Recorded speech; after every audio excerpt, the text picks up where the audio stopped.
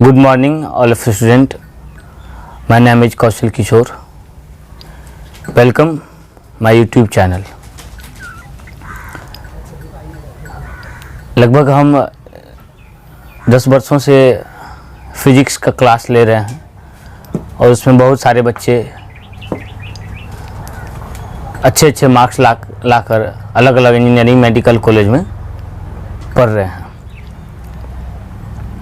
तो हम लोग स्टार्ट करते हैं 10th क्लास CBSE का 10th क्लास में पहला चैप्टर आपका इलेक्ट्रिक करंट। और जैसा कि हम लोग जानते हैं कि टोटल चैप्टर आपके सिलेबस में 6 चैप्टर हैं।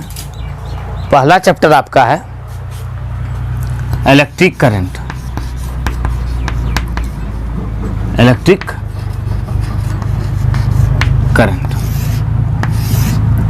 जैसा कि आप लोग 8th क्लास में भी पढ़ेंगे आप लोग चार्ज करंट के बारे में। तो वहाँ बस इतना था कि इलेक्ट्रोलाइटिक क्या होता है, इलेक्ट्रोलाइटिक सॉल्यूशन क्या होता है, सेल के बारे में पढ़े, अलग अलग इक्विपमेंट के बारे में पढ़े, अलग अलग डिवाइस के बारे में पढ़े। तो यहाँ हम लोग करंट के बारे में स्टडी करेंगे। तो आप पहले से भी जान रहे हैं कि current movement of charge in unit time, the rate of flow of net positive charge from one section to another section is known as electric current. Electric current पहले जानने से पहले हम लोग थोड़ा सा चार्ज के बारे में स्टडी कर लें। आखिर इलेक्ट्रिक करंट में फ्लो क्या करता है? चार्ज करता है। तो चार्ज होता क्या है?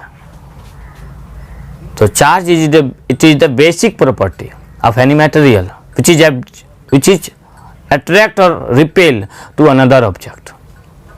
मतलब किसी दूसरे ऑब्जेक्ट को अट्रैक्ट करता है या रिपेल करता है, उसी को हम लोग इलेक्ट्रिक चार्ज कहते हैं। क्योंकि हम लोग जानते हैं charge it is the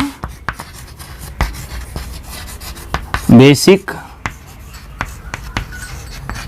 property of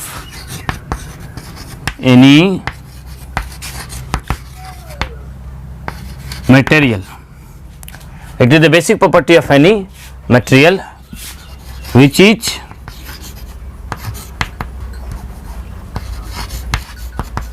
attract or repel.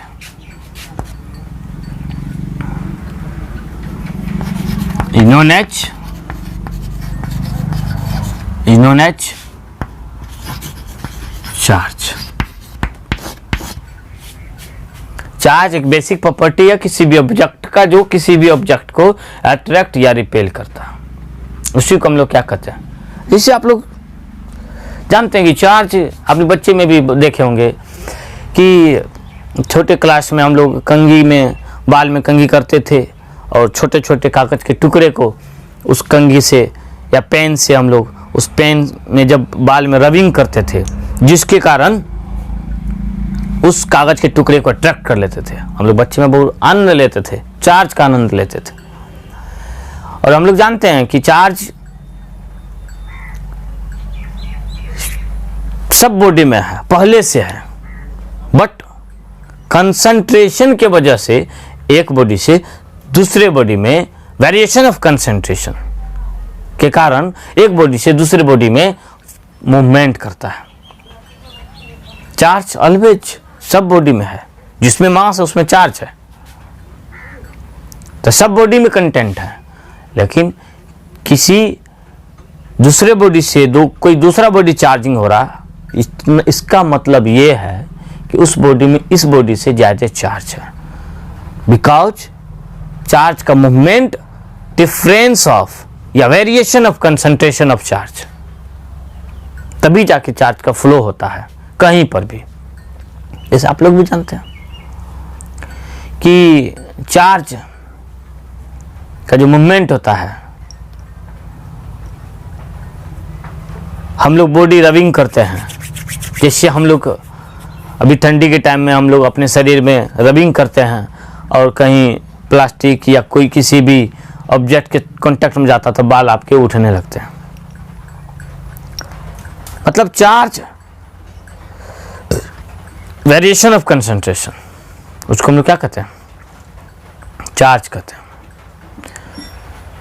तो चार्ज एक ऑब्जेक्ट का, मैटर का एक बेसिक प्रॉपर्टी है जो किसी भी ऑब्जेक्ट को अट्रैक्ट या रिपेल करता है। अब हम लोग चलते हैं, चार्ज के दो टाइप होते हैं, charge are two type. First one positive charge, first one positive charge. अब पॉजिटिव चार्ज कहने का मतलब सिर्फ पॉजिटिव चार्ज ही नहीं होता है, वहाँ नेगेटिव चार्ज भी होते हैं, लेकिन बहुत कम अमाउंट में, बहुत कम अमाउंट में नेगेटिव चार्ज होते हैं। Less amount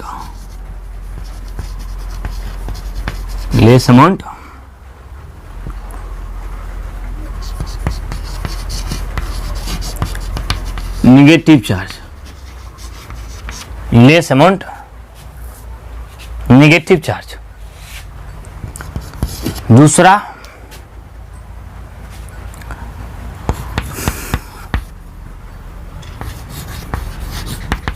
negative charge,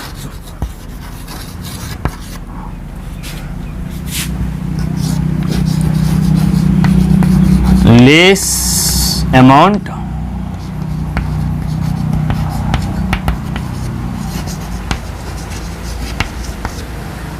positive charge. Negative charge ही नहीं होते हैं, उसमें होते हैं हल्की सी अमाउंट में पॉजिटिव चार्ज भी कंसिस्ट करते हैं।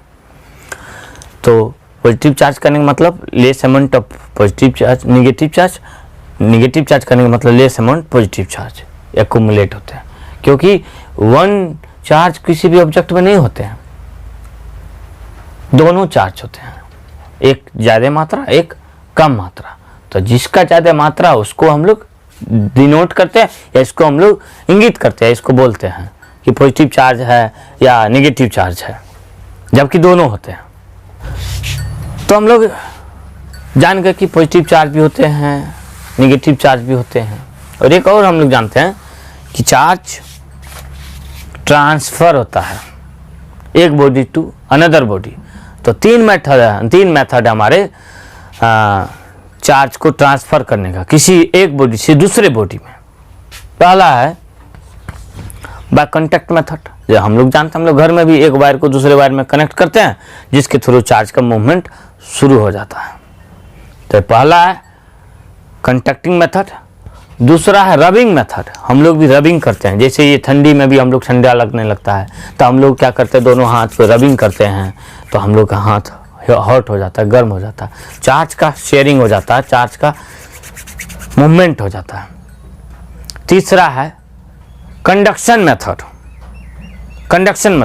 ये लास्ट वन, तीसरा मेथड जो है बहुत इंपॉर्टेंट है। पहला मेथड है आपका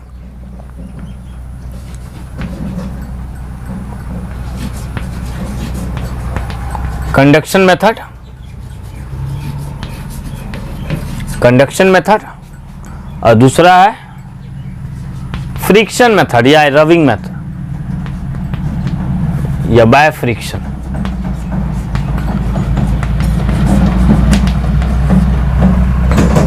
bye conduction method, by friction method.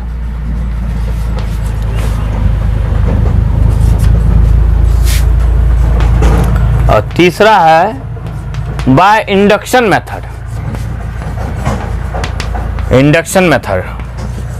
तो इंडक्शन को हम लोग पढ़ेंगे आगे में, जब मोटर स्टार्ट करेंगे तब उसमें हम लोग इंडक्शन को पढ़ेंगे। What is the induction?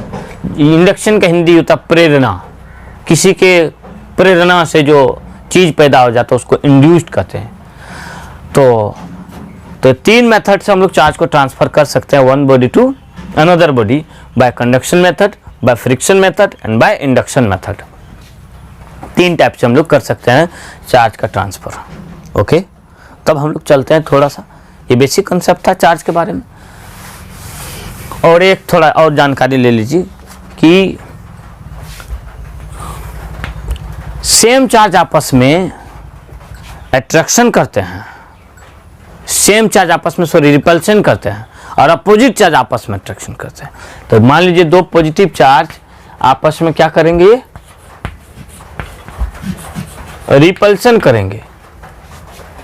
और यदि आपको एक पॉजिटिव एक नेगेटिव आ गया, यहां पर दोनों डिफरेंट चार्ज हैं, यहां पर क्या करेंगे, अट्रैक्शन करेंगे। यहां पर क्या करेंगे, यहां पर अट्रैक्शन करेंगे। यहां पर सेम चार्ज है तो रिपल्शन करेंगे, यहां पॉजिटिव चार्ज है तो अट्रैक्शन करेंगे। यहां तक कोई दिक्कत समझने में नहीं ना? ठीक।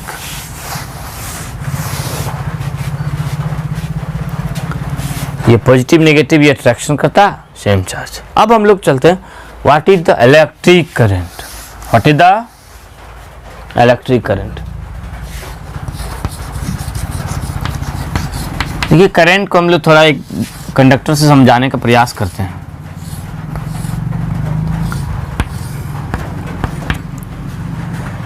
करंट का डेफिनेशन होता है rate of flow of net positive charge, rate of flow of net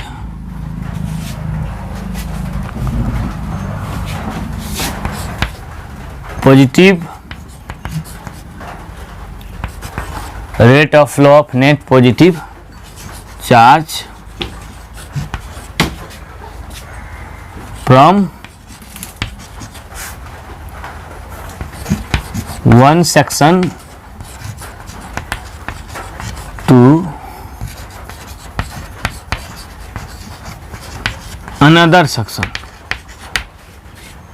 Rate of flow of net positive charge from one section to another section is known as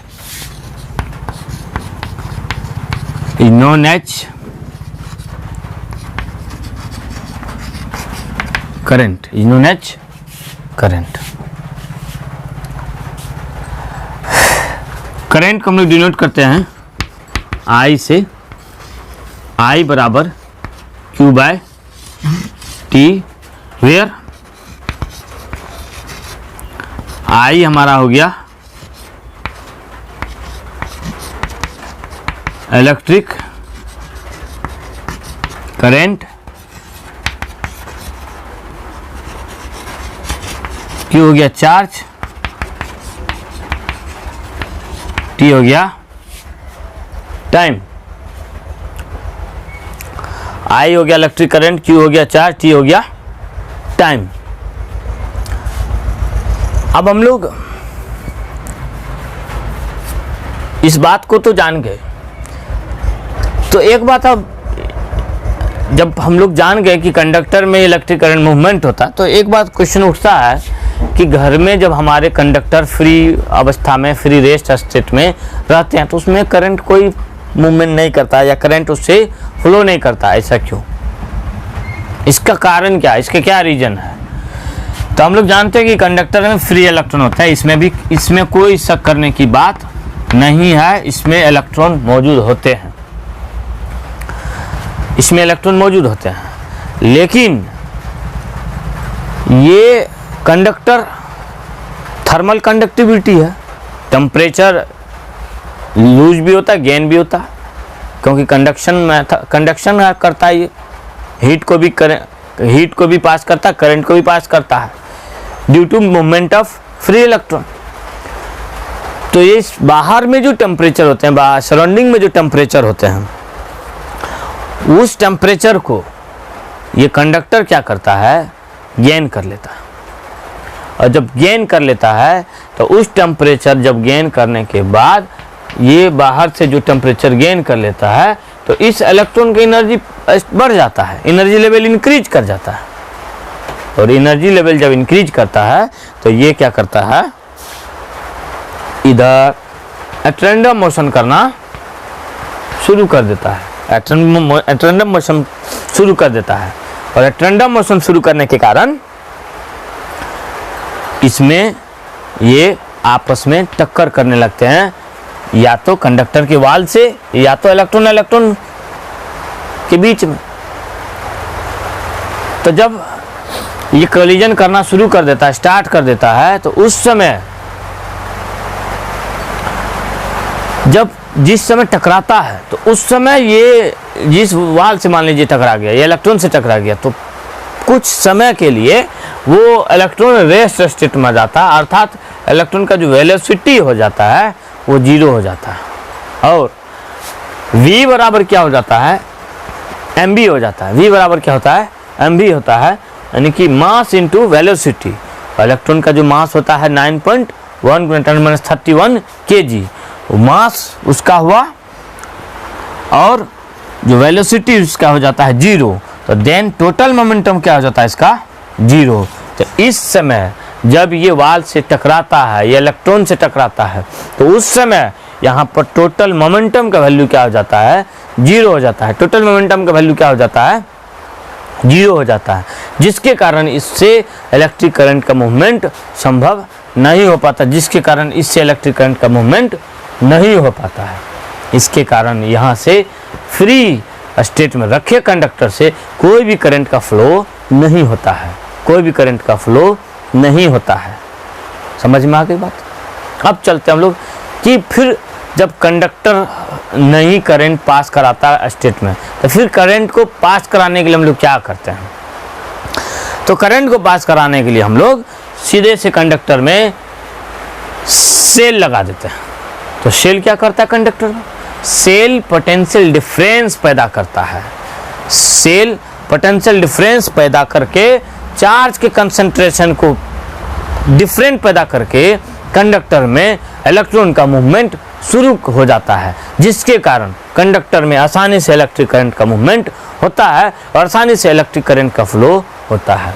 तो हम लोग चलते हैं उस बात को थोड़ा डिटेल में देखते हैं। यहाँ देखिए, ये कंडक्टर है, ठीक, और इसमें क्या है, इलेक्ट्रॉन है। तो जैसे ही हम लोग सेल से जोड़े, ये पॉजिटिव पोल है, ये नेगेटिव पोल। जैसे ही इसके ऊपर सेल जोड़े, तो यहाँ पर इस कंडक्टर के ऊपर इलेक्ट्रिक फील्ड पैदा हो जाता है, और फील्ड यानी कि फोर्स पैदा हो जाता है, जिसके कारण ये सारे के सारे रैंडम मोशन कर रहे इलेक्ट्रॉन सभी एक डायरेक्शन में अरेंज हो जाते हैं। सभी एक डायरेक्शन में, एक सेक्शन से दूसरे सेक्शन आराम से, एक यूनि डायरेक्शन में आराम से ये पूरे फास्टली मूवमेंट करना शुरू कर देता है, बहुत फास्ट मूवमेंट शुरू कर देता है, जिसके कारण यहाँ से एक सेक्शन से दूसरे सेक्शन ये आसानी से चलता है। अभी देखिए हम लोग, ये टर्मिनल पॉजिटिव है, ये टर्मिनल नेगेटिव, तो ये नेगेटिव चार्ज है, ये पॉजिटिव चार्ज, एक सेक्शन से दूसरे सेक्शन ये मूवमेंट शुरू कर देता है। अब इसमें क्या वजह है, इसमें जैसे आप लोग जानते हैं कि आप लोग स्कूल जाते हैं, स्कूल का टाइम होता है, तो आप लोग जब स्कूल के टाइम में जाते हैं, तो थोड़ा एक एग्जाम्पल हम समझा रहे हैं आप लोग को। स्कूल के टाइम जब जाते हैं तो उस समय टीचर की बड़ी डिमांड होती है कि आप जल्दी स्कूल समय पर पहुँचिए, टाइम पर पहुँचिए। लेकिन आपके गार्जियन का जो इच्छा रहता है वो रहता है कि अभी बच्चे का सुबह 7 बजा है, स्कूल का टाइम हो गया है, वो जल्दी चाहता है कि तुम यहाँ से खाली करो और स्कूल तुम पहुँचो। मतलब पिताजी उस समय रिपल्सन करता है, और वहाँ पर गुरुजी स्कूल में अट्रैक्शन का काम करते हैं। जल्दी आइए बच्चे, टाइम हो गया आपके, तो जल्दी आते हैं। मतलब क्या, पिताजी सुबह में रिपल्सन का काम किया और आपके जो टीचर हैं वो अट्रैक्शन का काम किया। ओके, फिर नेक्स्ट जब 12 बज जाते हैं, आपके जब स्कूल से आने का टाइम हो जाता है, तो उस समय फिर आपके पापा हो जाते हैं एक्सेप्टर, मतलब आपके अट्रैक्शन काम करते हैं कि जल्दी आओ घर, अब आपका टाइम ओवर हो चुका है। और वहाँ से स्कूल वाले जो सर होते हैं वो सर आपको जल्दी भेजने का काम करते हैं कि जल्दी जाओ। तो सेम उसी तरीके से है यहाँ पर इलेक्ट्रॉन, ये निगेटिव पोल इलेक्ट्रॉन को इमिशन करते हैं, तो यहाँ पर इलेक्ट्रॉन क्या हो जाते हैं, जमा हो जाते हैं, कंसंट्रेशन इलेक्ट्रॉन के यहाँ पर ज़्यादा हो जाता है, जिसके कारण यहाँ से इलेक्ट्रॉन जल्दी रिपल्सन करने के कारण जल्दी ये इलेक्ट्रॉन को सभी रिपल्सन करते हैं, और यहाँ मौजूद पॉजिटिव चार्ज इस इलेक्ट्रॉन को अट्रैक्ट करना शुरू करता है, जिसके कारण ये कंप्लीट पूरा मूवमेंट, इलेक्ट्रॉन का movement negative terminal to positive terminal, और जब करंट का जो मूवमेंट होता है वो positive terminal to negative terminal,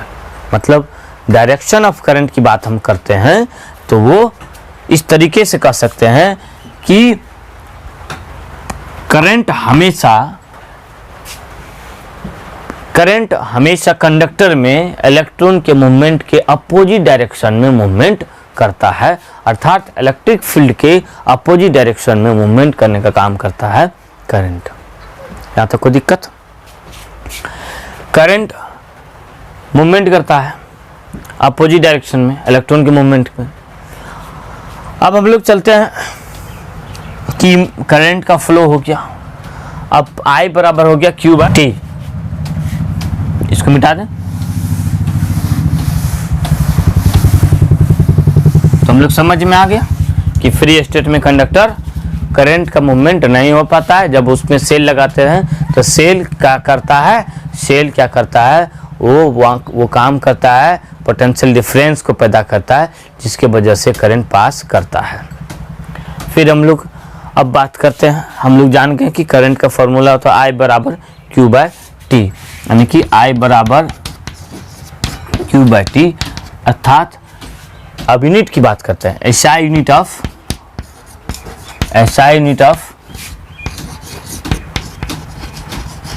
current, SI unit of current मतलब I बराबर चार्ज का जो SI यूनिट होता है वो कूलम्ब होता है, और टाइम का जो SI यूनिट होता है सेकेंड होता है, यानी कि I बराबर CS-1 अर्थात एम्पेयर, अर्थात मतलब electric current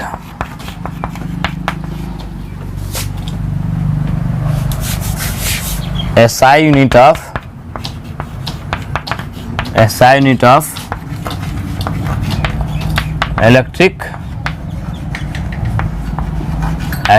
electric current is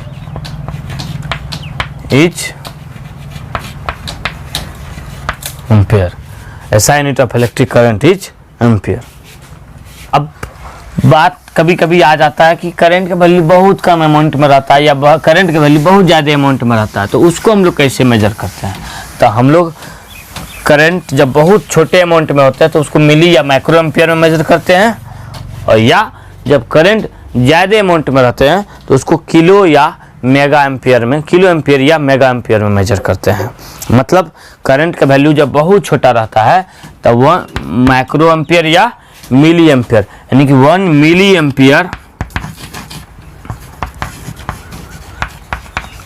1 milli ampere यानी कि 1 MA इक्वल टू 1/000 एम्पियर, अर्थात A 10⁻³ ampere, 1 milli ampere equal to 10⁻³ ampere होता है।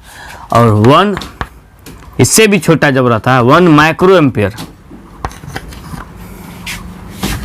1 माइक्रो एम्पियर जब होता है तो 1 माइक्रो को हम लोग डिनोट करते हैं म्यू से, म्यू A, यानी कि 1/1246, मतलब 1/6 जीरो रहता है नीचे में, तो वो 10⁻⁶, यानी कि 1 माइक्रो एम्पियर बराबर equal to 1 micro ampere equal to 10⁻⁶ ampere, and 1 milli ampere equal to 10⁻³ ampere.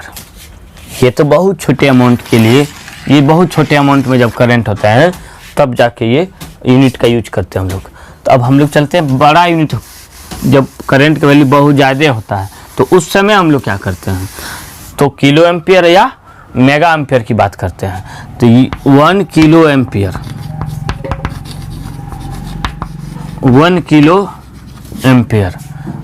Ampere मतलब 10⁻³ एम्पियर, या 1 मेगा एम्पियर बहुत ज़्यादा पावर प्लांट में अक्सर यूज किया जाता है इस यूनिट का। पावर प्लांट में मेगा एम्पियर की बात करते हैं हम लोग।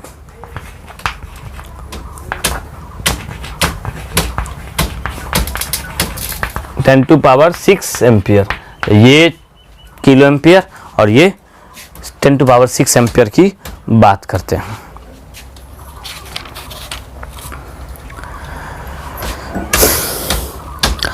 अब हम लोग इन इलेक्ट्रिक करंट का जो फॉर्मूला देखे हम लोग, I बराबर Q बाय टी देखे। I बराबर क्या देखे हम लोग, Q बाय टी देखे। तो अब हम लोग इलेक्ट्रिक करंट का जो फार्मूला देखते हैं in term of number of electron. Electric current का जो फार्मूला देखते हैं in term of electron. Electric current, electric current in term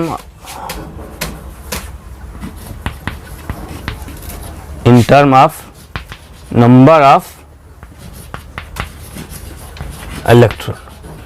इस समय हम लोग देखते हैं I बराबर Q बाई टी तो नॉर्मल फार्मूला है, और इस समय जब हम लोग देखते हैं कि electric current in term of number of electron, मतलब हम लोग जानते हैं I बराबर Q बाई टी, ये पहले से हम लोग जान चुके हैं कि चार्ज बाय टाइम का रेशियो हमारा क्या होता है, करंट, या speed of charge in unit time is known as electric current from one section to another section.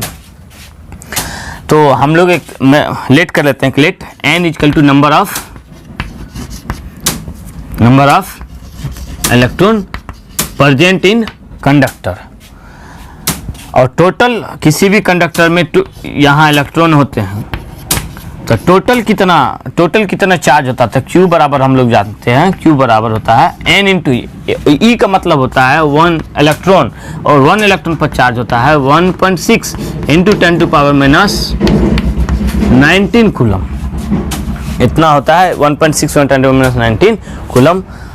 ये Q बराबर क्या होता है, NE, मतलब हम लोग जान चुके हैं यहाँ से I बराबर होता है Q बाई टी, और Q का वैल्यू होता है NE, यानी कि I बराबर हो जाएगा NE, अब बाय क्या हो जाएगा यहाँ से T। अब यहाँ जान चुके हैं I हमारा electric current and number of electron and T equal to time. तो यहाँ से हम लोग जान चुके कि n क्या है, नंबर ऑफ इलेक्ट्रॉन है, T हमारा टाइम है, I इलेक्ट्रिक करंट है। तो ये फार्मूला तब यूज करेंगे जब नंबर ऑफ इलेक्ट्रॉन की केस की बात हो जाए, नंबर ऑफ इलेक्ट्रॉन की बात हो जाए। और जब नंबर ऑफ इलेक्ट्रॉन की बात नहीं हो रही है तब वहाँ पर सिंपल सा फार्मूला रखेंगे I बराबर Q बाय टी। I बराबर क्या रखेंगे हम लोग, I बराबर Q बाय टी। तो ऐसा यूनिट की बात हम लोग कर लिए। अब हम लोग एक बात सिंपल सा कर लेते हैं कि करंट वेक्टर या स्केलर, करंट वेक्टर या स्केलर, आप लोग 9th में पढ़े होंगे वेक्टर क्या होता है, स्केलर क्या होता है। तो करंट वेक्टर या स्केलर, तो करंट मैक्सिमम लोग गलती से कह बैठते हैं कि करंट एक वेक्टर क्वांटिटी, बिकॉज क्योंकि सभी लोग देखते हैं कि हाँ भाई डायरेक्शन में फ्लो कर रहा है, मतलब मेन पोल से आ रहा आपके घर में आ रहा तो डायरेक्शन से आ ही रहा है, तो वो सिंपल से लोग समझते हैं कि हाँ भाई करंट क्या है, वेक्टर क्वांटिटी, जबकि करंट वेक्टर क्वांटिटी नहीं है। तो उसको हम थोड़ा सा देखते हैं कि करंट वेक्टर क्वांटिटी क्यों नहीं है, क्योंकि करंट के पास क्या क्या होना चाहिए वेक्टर होने के लिए। तो पहला होना चाहिए कि मैग्नीट्यूड होना चाहिए, मैग्नीट्यूड होना चाहिए, यानी कि पहला। दूसरा क्या होना चाहिए, डायरेक्शन होना चाहिए, और तीसरा क्या होना चाहिए, ओबे द वेक्टर लॉ, ओबे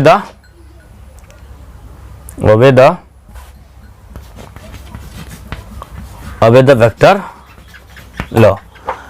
अब देखिए करंट के पास मैग्नीट्यूड भी होते हैं, क्योंकि करंट हम लोग जब भी बात करते हैं तो वो मैग्नीट्यूड की बात करते हैं कि 10 एम्पियर है, 5 एम्पियर है या 50 एम्पियर है।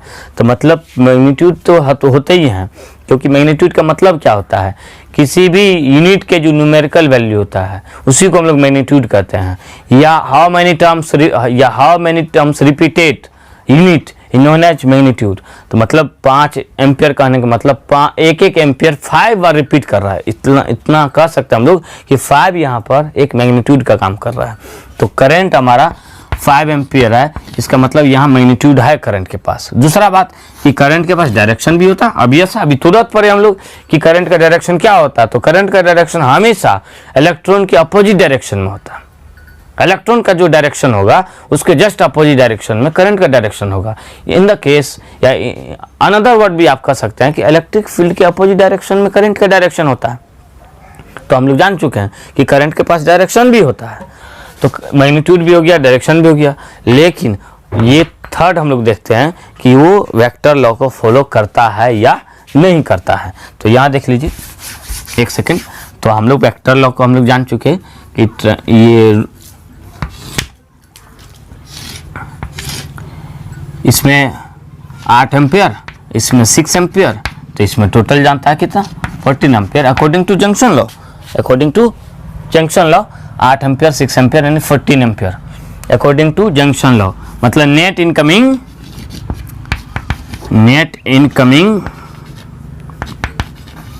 Current equal to net outgoing current equal to net out going current. Net incoming current equal to net out going current. मतलब 8 एम्पियर और 6 एम्पियर दोनों बराबर, 14 एम्पियर दोनों इक्वल होना चाहिए, ये अकॉर्डिंग टू जंक्शन लॉ। लेकिन वेक्टर लॉ क्या कहता है कि 8 एम्पियर एक साइड में जो मैग्नीट्यूड है उसका स्क्वायर एंड दूसरे साइड का स्क्वायर तीसरे के बराबर होना चाहिए, अर्थात 14 के बराबर होना चाहिए। इसको हम लोग देखते हैं, यानी कि 64 प्लस 36।